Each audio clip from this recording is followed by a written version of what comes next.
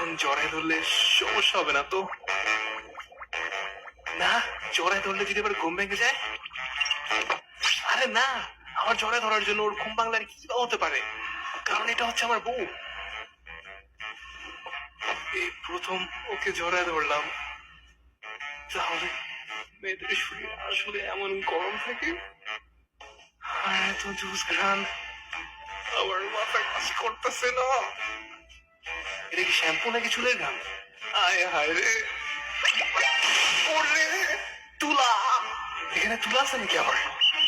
ভাই রে ভাই, এগুলো অতিরিক্ত হইতেছে।